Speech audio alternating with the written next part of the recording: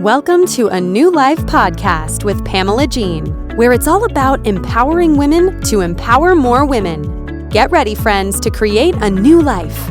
And here is your host, Pamela Jean.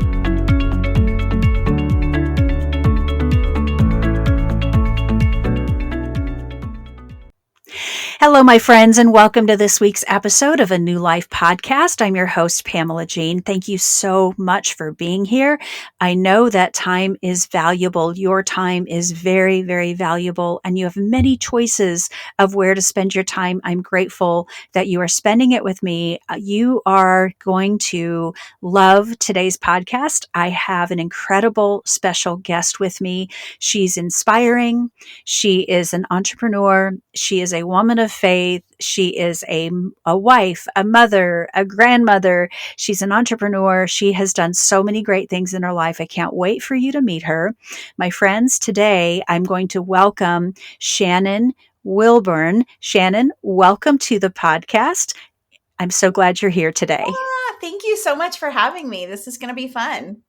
Shannon, tell my audience a little bit about you. I've heard your story before, and I'll be honest, I heard you speak somewhere. I don't remember where. I don't remember where it was, but I've heard your whole story, and it is so fascinating and so interesting. Your entrepreneurial journey is amazing. Your faith walk is amazing. There's so many things about you that many can learn from you. So tell us a little bit about yourself.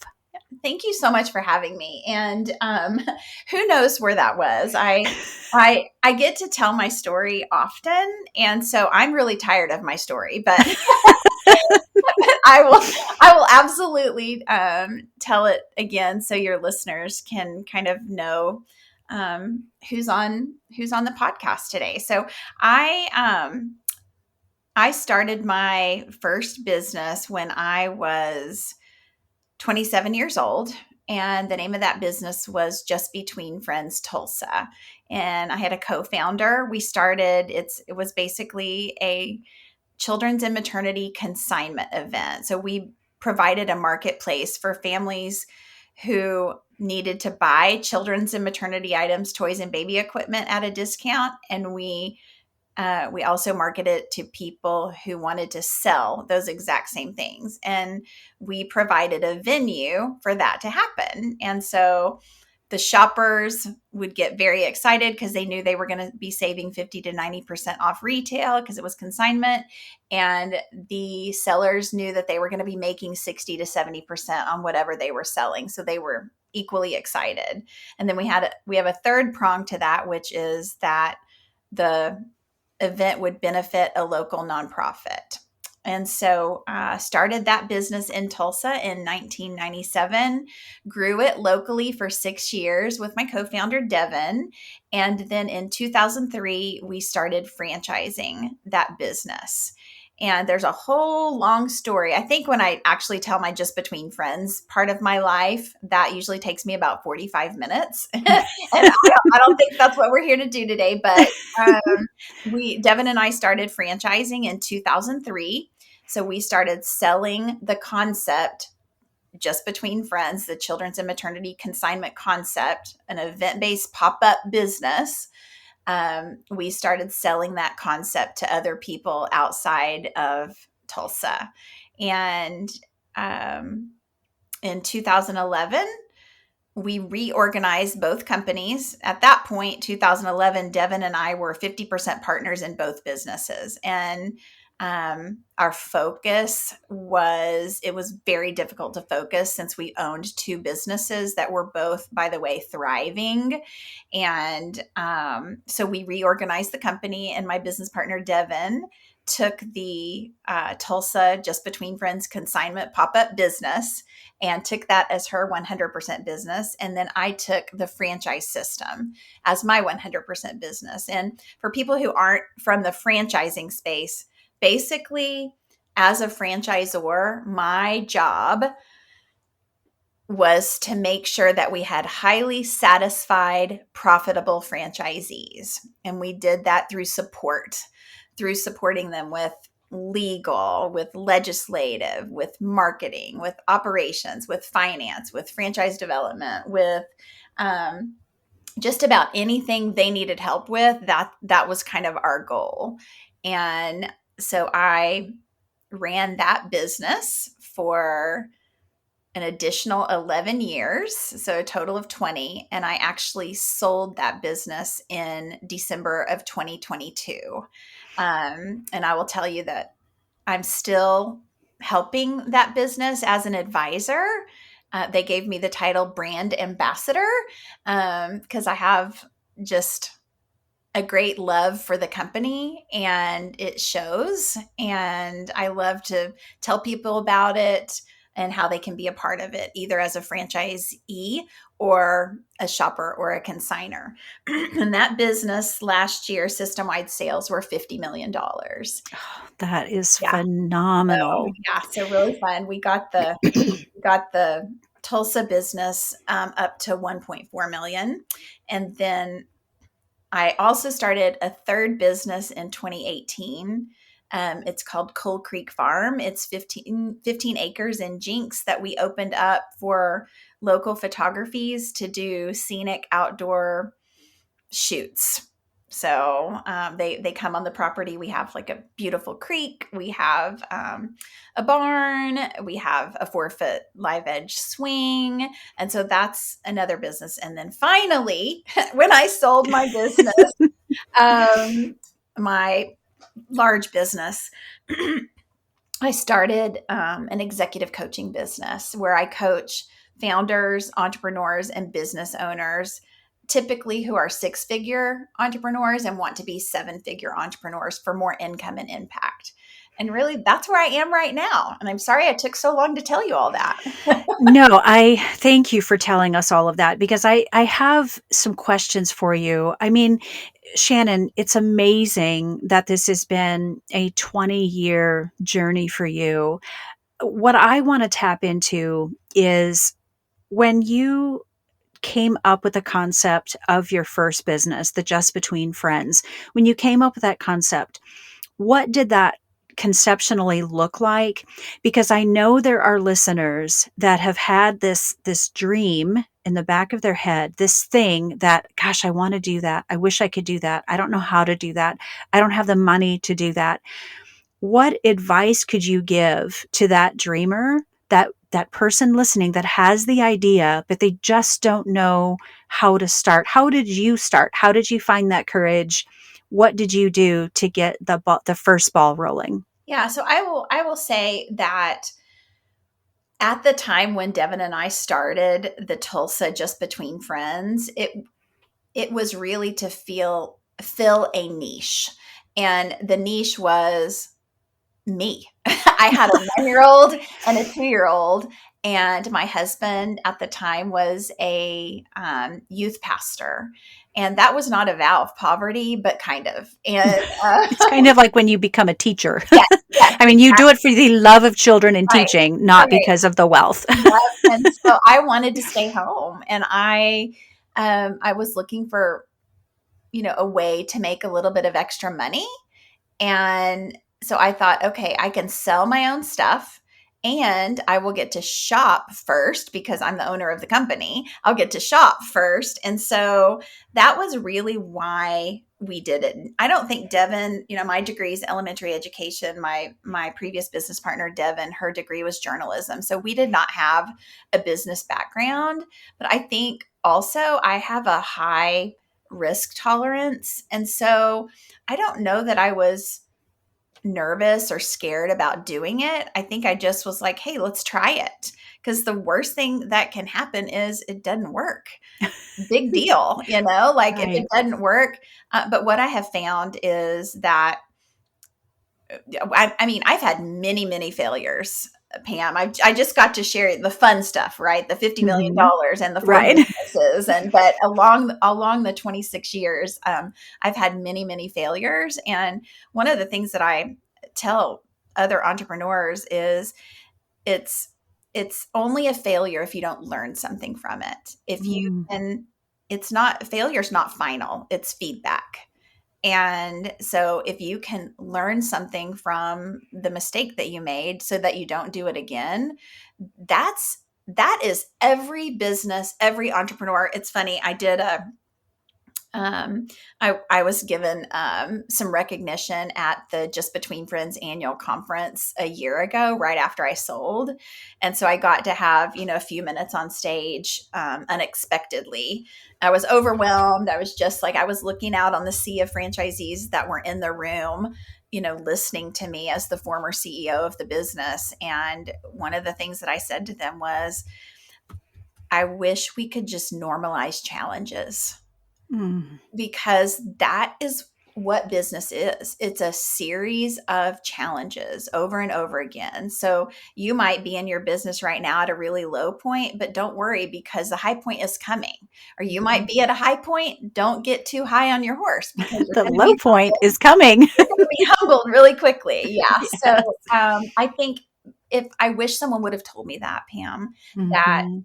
that challenges are normal. Business is a series of issues that you solve. And so I think you have to be a problem solver. So that's what we were in the beginning. I didn't have anyone to reach out to. My mom was the only one who had been to an event like this. She was the one who gave me the idea. Actually, she hadn't been to it. Her friends had been to it. So it was not just secondhand information. It was third hand information. And so she told me, she said, there's an event. This is all I know about it. If you think back to 1997, small business did not have a presence on the internet. There was no Google. There was no Chat GPT. And there weren't entrepreneur coaches. No, There weren't business coaches. Very few, if there were. you just had to kind of figure it out. Yeah.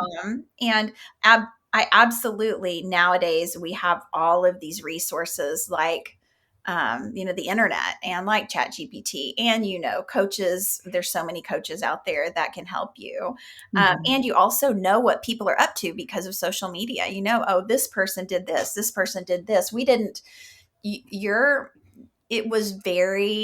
sphere of influence was very limited by who you knew. And thankfully, we went to a church where we had people that could say, oh, yeah, I want to come to that event. And then, you just listen to feedback. So I don't know if that's what you were looking for, but so many different ways to learn in the early days. And I think so. I guess my piece of advice there is progress over perfection. You have to take that step. Yeah, I love what you said. Failure is feedback. I'm a big believer in embracing failure and looking for the golden nugget through Yes. every failure. Yes. And I don't even think about it as being a failure. It's like, well, I tried that. It didn't work. I learned this. Yes. I'm going to take this with me. I'm going to leave the rest behind. And then you move forward. Yeah. I don't really think of it as a failure. It's just part of the process. Yeah. Do you know the gal who created Spanx? I can't think of her name. I think it's Sarah something. Yeah. Blakely, Sarah Blakely. Sarah Yes. Blakely. She said, I've seen this a couple of times on social media, but when she's being interviewed, she talks about how her dad, every night at the dinner table, his question was, how did you fail today? Oh, gosh, so good. 100% normalized failure. So she would almost feel in trouble if she didn't have something that she failed at. Like, oh, Dad, I tried out for cheerleader. I didn't make it. Good job. Good for you for trying. What are you going to do next? Instead of saying, oh, I'm sorry you didn't make it. It was normalized in their household. And then of course we know, that she's just blown up the Spanx world and we're all very grateful for her. Right. Right. We all owe her a little extra something. Yeah. Oh, I love that. I love that so much. So I guess that just really speaks into if you are someone sitting on the sidelines with an idea that solves your problem, a problem that you might be dealing with, there are other people that have the same problem. Yes. Shannon's business development and Devin's of the first Just Between Friends filled a void, a place to buy, a place to sell. And we all know when we have toddlers, oh my gosh, they grow out of things. They outgrow things so quickly. Yep. You can't replace it fast enough. Right. And it gets expensive. It does get expensive, and it's so lightly used, it's like brand new. Right. So that is so awesome. So if you have that dream, friends, that is just that little idea that keeps gnawing at you in the back of your mind, bring it to the forefront Yep. and explore it. And don't be afraid of that failure. Failure is feedback. That's so good. That's so rich. Do that and just move forward with it and get out of your own way. I think failure for a lot of people it's an ego hit. It's a hit to the pride, and people don't want to feel that, but that's not what it is supposed to be anyway. Yep. Okay, perfect. I'm going to ask you a question if you don't mind. Sure. People make an impact in the world. I would like to know who inspired you to become who you are today. Oh man, I would honestly, my mom is one of those, but I don't want to be cliche and just say my mom, but she is a very positive person and was a problem solver and she was committed. And so, but other than my mom, there is a gal, her name is Melanie Bergeron, and Melanie is the daughter of the gal who started Two Men in a Truck. So if you're Mm, familiar with the movie yes. Two Men in a Truck, it's a franchise. And my business partner and I, in 2007, we started going to an association event called the International Franchise Association event. And that's basically where franchisors and people who vend to the franchising space come together for 4 or 5 days at a large convention of 3,000 or 4,000 people annually. And it was one of my first, might have been my second time to go to this International Franchise Association convention. And I remember seeing her and finding out who she was, because there, especially in 2007, there just were not a lot of women in leadership positions. Mhm. And, I think as entrepreneurs, or honestly just people, we try to find like-minded people to surround ourselves with, and she also was a Christian and I'm a Christian. And so she showed me what leadership looked like through just spending time with me and just me watching from afar. She became the chair of the International Franchise Association. I think she was the second woman chair in the history of the International Franchise Association.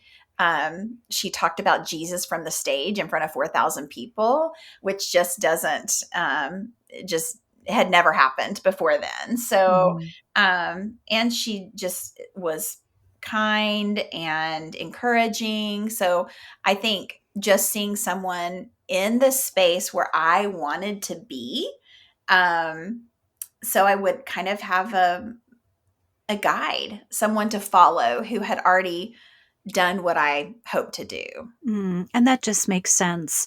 If you are building a business right now, if you're in a process of that discovery of how to get to your next level, how to level up, look at those who have gone before you, reach out, make a connection, follow them, and emulate. Doesn't mean it'll be exactly perfect for you. No, but they've gone before you. They Yep. have wisdom, and don't be afraid to lean into that wisdom. One of my friends, she was the president of my company before I sold it.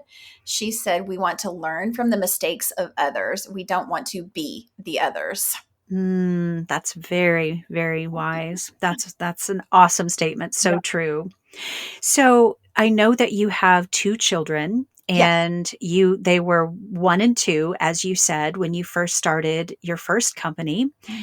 What was the biggest struggle you faced with being, because you were a stay-home mom, is what Yes. I'm hearing you say. Yes. How did you become that working mom, building a business Mhm. and balancing the life and your business aspirations? Because Shannon, as I've gotten to know you, you are like a serial entrepreneur. Yeah. I I've gotten to know that about you. Oh And gosh. I love it. I love it because not everyone thinks the way that an entrepreneur thinks. Yeah. And it's fun when you get to be in the space of someone that gets it and understands it. So I've just so enjoyed your entrepreneurial story because I can relate to it so well. Yep. But when you were in that building stage of beginning, you had babies, you had littles at home. How Yep. did you strike up that balance? And then a husband who worked, as a youth pastor, how did you balance that little life and family along with your business aspirations? As I look back, I've always said, gosh, I didn't do it well, because I'm a workaholic. And when people say I'm a workaholic, sometimes it has a negative connotation. I was a workaholic by choice. Yeah. And so tried to manage. And so just a little background, back when we started Just Between Friends, I think it was easier to balance it when they were 1 and 2, because it was a baby business. It was not it. So it grew with me over time. So my Mm. children grew as my business grew. So I will tell you, in 2003, I told you that's when Devin and I started the franchise system. That was a different story, because I think that would probably have been, in my lifetime, probably where I was very out of balance. And I was complaining to someone about it. I Yeah. was like, I have 2 children, I have 2 dogs, I'm married to a youth pastor, which we all know what that means. It means that I'm the girls' youth minister, unpaid volunteer. Right. And then I had the Just Between Friends business, and then Devin and I had helped 10 people get started doing Just Between Friends. Remember, elementary education degree, journalism degree. We didn't know that you shouldn't give away your name. We didn't know that we were proving the concept. There were so many business things that we did not know that we had to then correct later, Mhm. but it worked out. But so I was spending, it felt like hours helping other people do what we were doing, but not getting paid for it. Mhm. And then I had a 30-hour-a-week sales job where I was selling advertising. It was for a local Christian publication that had just started, and I was their only salesperson besides the owner of the business. And so it was just overwhelming. And I was complaining one day that, holy cow, I'm so busy, my head is spinning. And that was the start of the franchise system. So I had to come back. Someone gave me the advice to franchise at that time, the guy I was complaining to. And I was like, well, this sounds like a lot more work, but I needed to think about it, pray about it. And I did that. And what ended up happening was, in order to start the franchise, I quit my 30-hour-a-week job because I was going to be starting something new. And I knew there's a saying that I share with people, that there's only 24 hours in a day, and people will try and take all 24. And when you say yes to something, you have to say no to something else. And I think what I had gotten into the habit, because it was a habit of saying yes without counting the cost. Mhm. And so if I could give any advice to your listeners, I would say, when you're asked to do something, it was my go-to to just say, oh yeah, well, I'll be happy to do that. Whether it's be the, take on extra responsibilities at work, or take on extra responsibilities at church, or be PTA president, or be classroom mom, or Mhm. whatever it is. I just had a habit of saying yes without counting the cost. And so once I realized there's a cost to saying yes, I wanted to be very focused in what I said yes to, because there's lots of good things that we can do, but what are the great things that we can do where we want to spend our time? Because often, especially as if you're, if women, what typically happens is, when we say yes to something, what we're saying no to is our children or our family. Mhm. And And yeah, that has to come back to balance. I yes, think you're I'm not I'm not the only one. You're not the only one, because I can raise my hand and say that is me too. I think women are such natural pleasers anyway. This is a trick that I use for myself, and I've given this advice to others, is when someone asks you to do something and they're standing right in front of you and they want you to say yes, take a step back, mentally take a step back, and you have a go-to response of, let me pray about that. Let me talk to my husband about that. Let me talk to my executive team about that. Let me talk to my advisors about that. Your advisor could be your dog, but it gives you time to formulate the response that you should have versus your reactionary response of yes. That's And great advice. And I yeah, think reality is we say yes out of that pressure of that person being in front of us. yep, But if we honor ourselves and honor our family, because we don't want our families to get what's left of us, we want our families to have the best of us. So if we can step back and say, let me think about that. Let yep, me give that some thought, check out the calendar, see what my available time is, and I will get back to you. I think that's a fair response. And you should not feel guilt about that. You should yep. not feel guilt or shame, because that is just simply allowing the best in your life. And if you're taking up another job, a volunteer position that really is meant for someone else, that's doing a disservice as well. Well, I've never thought about that. That's very true. Yeah, it really is, because I can say yes to everything. But if there's that person that maybe is a little quieter, waiting in the wings, that actually that is their gift, that is their skill set that God gave them, we need to say no sometimes to give other people an opportunity to step into that space to say yes. Wow, really good. Really good. So that's kind of my perspective. So what do you think is the hardest thing you've experienced, Shannon, about being an entrepreneur? I'm an Enneagram 3. So for any of your listeners who are familiar with the Enneagram, it's a personality test, a personality assessment, if you will. And there's 9 different personality types. And I'm a 3, which means I'm a builder, achiever, the type of person who's going to set a goal and go get it. And so I think I have all of these ideas, but I know that focusing on one thing instead of many things will help me thrive. And so I think for me, it is figuring out where my focus should be. I can agree with that. And I'm a 3 as well. So I fully understand. Yep. As an entrepreneur, you are a visionary being. Yes. Visionary people keep visualizing new things that they could possibly be doing. I mean, I It's great saw and horrible at the same time. It's a blessing and a curse. I saw this commercial the other day and it was a beautiful space. I'm like, can you imagine what I could do in that space? You could Yes. do this and you could do that. And I'm like, oh my gosh, pump the brakes. Right. Yes. But it never stops. It never Back stops. to And there being lots of good things, but you have to figure out what the great thing is. yes, oh my gosh, that's so great. Thank you for bringing that up. That is Yep. so perfect. So, what is one thing that no one in the whole world knows about you?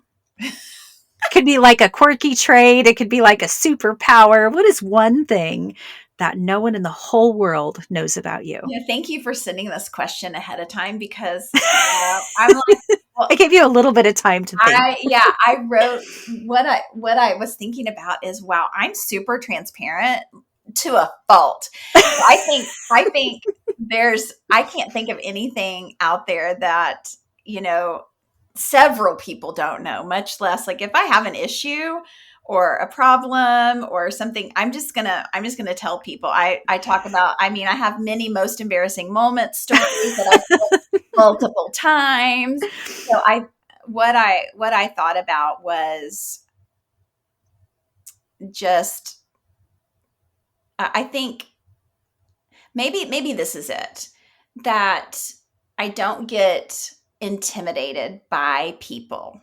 Mm. So, and I think I've just really had some self-awareness lately about that. And I just thought that was typical. So, I think how that plays out when I say I don't get intimidated by people is I'm not afraid to pick up the phone and shoot for the moon. I'm not afraid if there's a speaker at a 4,000 person convention. I'm not afraid to go up to them afterwards and say hello and ask them a question. If there's a famous person in the room, I don't get giddy excited. I'm just like, oh, yeah, they put their pants on this morning too. They had to brush their teeth with their hair ratty after they slept too. And so I'm not, there's very few people in my life that have intimidated me to the tune of getting nervous around them.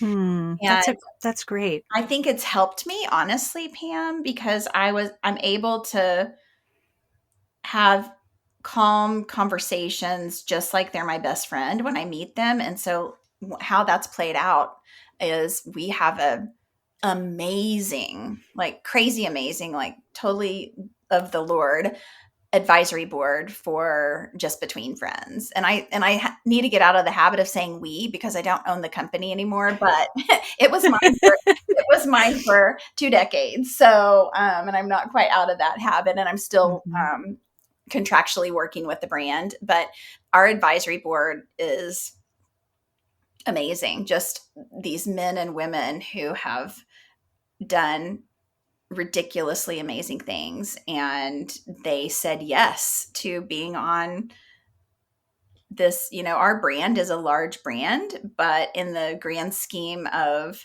50 million versus 500 million, which, or a billion or 4 billion, I'm thinking of some other brands that are just ridiculously large. We should not have had these people on our advisory board, but they said yes. So I think I guess that's it, is that I don't get intimidated by people easily. Well, and that's obviously served you well, because if you gave the men and women that serve on your board, you gave them an opportunity to say yes. Yeah. And because sometimes I believe that intimidation is a choice. People choose to be intimidated. And that's a choice. I don't get intimidated either, but it's more out of people are people. Yeah. And we're all made the same. We all come from the same place. It's like we're all God created, and God made us all so unique and special with different gifts. And if a person is intimidated, you're choosing that emotion and that feeling of insecurity, really. Yeah. And I don't really buy into that either. But you gave those incredible men and women on your board the opportunity to say yes because you were not intimidated. And that's such a gift. Yeah. That's an awesome gift. So what is your life mission? I know that you're doing what you're doing because you are an entrepreneur. That is just how you're wired and made, because we are wired differently. But what is your mission, and where do you hope to make the biggest impact in the world? Well, I'm a Christ follower because I've already told you I'm married to, he's a senior pastor now. He did youth ministry. We did youth ministry back in our 20s, and now he's senior pastor of our church. So it's very easy for me to support things that point people to Christ, and to try to figure out ways to point people to Christ. And I think in the business world, Pamela, sometimes that's more difficult, because you want to be true to yourself, but you also want to try not to offend others. And so I think that's kind of been a little bit of a tightrope that I've walked, is figuring out when it is, I don't want to say appropriate, but when I can be super intentional about it, where the Lord has led me. And I'll just tell a quick story. When Devin and I started Just Between Friends, we knew that we wanted the mission of the business to help glorify God. And we did that by bringing families together in a welcoming, friendly venue to be good stewards of what they had been given. But we did not put that mission out there. We didn't talk about it on a daily basis. It was on our website. If you saw it, great. If you didn't, that's okay. And it took a really, really, and of course, everyone knew that I was a Christian because I'm married to a pastor. But I did not actively walk my faith out in my business for a really long time. I think it was, I've told you, I started the franchise system in 2003. In 2015, we really picked up honestly, I was inspired by another person. This guy's name is Josh Wall, and he was in a chief role. I don't know. I think he was chief development officer at Christian Brothers Automotive at the time, and now he's gone on to help another brand called Unleashed Brands. But he just sat down and told me what they were doing at Christian Brothers Automotive and what they would do at their conference and how they would get people to pray and how they would lead a prayer from the stage and how they would all of this stuff. And I'm like, oh my gosh, like that was inspiring to me, but I was nervous about it. Like, how do I bring Christ into my company without offending people? And I just decided I have to do it. And, baby steps. That's how I did it. I took baby steps. And so I announced, not to get too much into the story, but the very first time we did it is at one of our conventions, one of our conferences where we bring all the franchisees and their team together. Before that conference happened, in an email to all the franchisees, I said, hey, if you want to be on the prayer team for our conference, let me know. And we're going to meet in my suite. We're going to pray for a couple of hours before the conference starts. So that was kind of where it started. Then I got on stage and I led a prayer as the opening, which was, I mean, I had been used to saying prayers, of course, but not in front of people who I didn't know believed the same thing about, what I believed or not. And then just walking out my faith in front of franchisees and being very deliberate about figuring out how I can point people to Jesus. So I think that's it. That's it. No, that's so good. I love that. And I think what's so interesting is really, I feel the best way to bring people to the Lord or the Lord to people, whichever way you're going, Yeah. is just to be authentic. Yes. And walk the walk, talk the talk. I'm not here to push my belief system on anyone. Right. But if anyone asks me, why are you so happy all the time? Why are you so centered? Why is life so good to you? Yeah. That's my reason. Yeah. Yeah. To wake up every morning knowing that it's a gift to open your eyes that today God chose me to wake up. Not everybody got to wake up today. Yeah. And if you think of every day like that, it just changes your decisions. It changes your thoughts. It just puts your eyes on something much bigger than yourself. Have a posture of gratitude. Absolutely. Absolutely. Well, thank you for sharing that. That's a fantastic mission. And I think more and more that's going to be true into the marketplace for sure. So I want to wind down our time together and just ask you a few rapid fire questions, and then we'll have some final thoughts. Okay. First question, what advice would you give the younger you? I think it would be to seek mentorship. And I'm actually writing a blog on this right now. So it's very heavily on my mind. And just if we don't, back to seeing other people who are back to my conversation about Melanie with 2 Men in a Truck, she was someone who I aspired to be. And so I asked her to mentor me. And it's amazing what you can get through mentorship. And I think sometimes we think it's very difficult to find a mentor, but they're all around us and you don't have to know them. And I should have this blog up on my website in the next couple of weeks. And so if you want to know how to seek mentorship, you can go check out my blog. Perfect. Well, while we're on that topic, would you share with the listeners the best way to connect with you?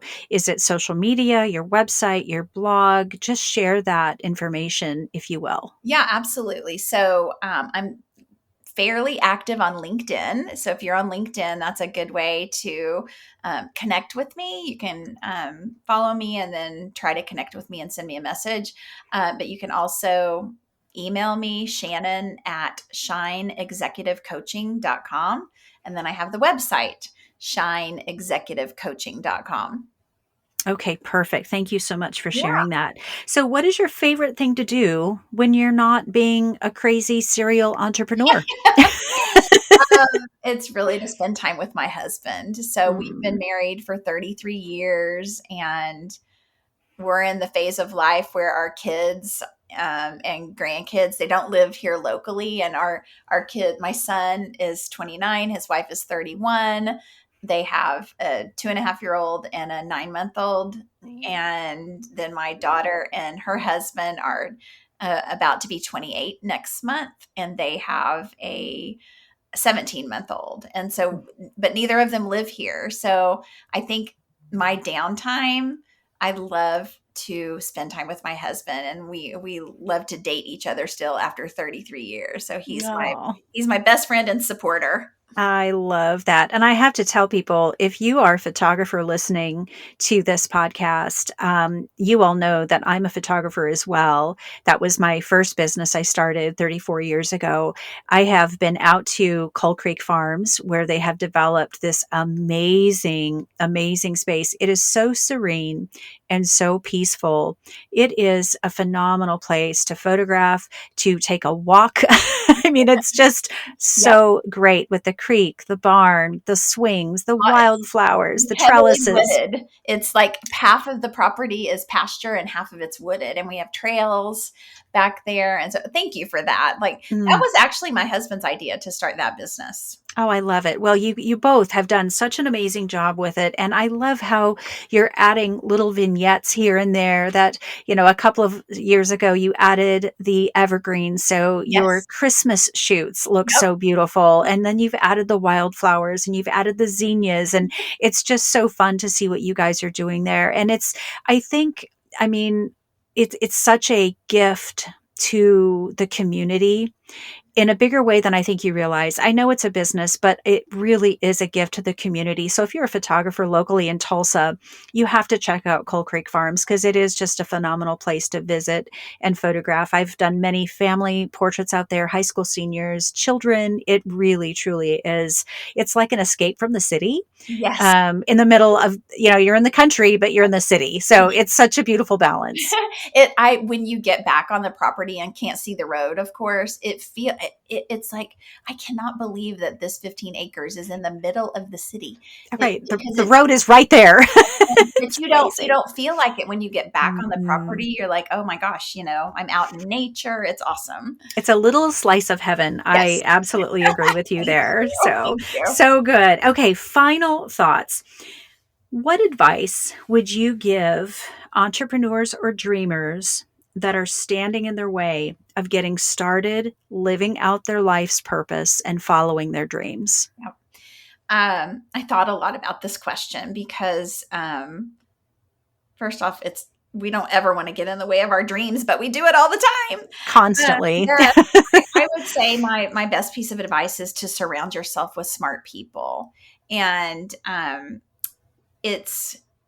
think there's an innate um, heaviness when we think we want to start something because we get in our own mind, we have limiting beliefs. We think, well, I'm not good enough, I'm not smart enough, I'm not rich enough, I'm not good looking enough, I'm not whatever. And you don't have to be or I don't know how to do a website, or I don't know how to price my product or service, or I don't know. I mean, there's so many questions and decisions that have to be made.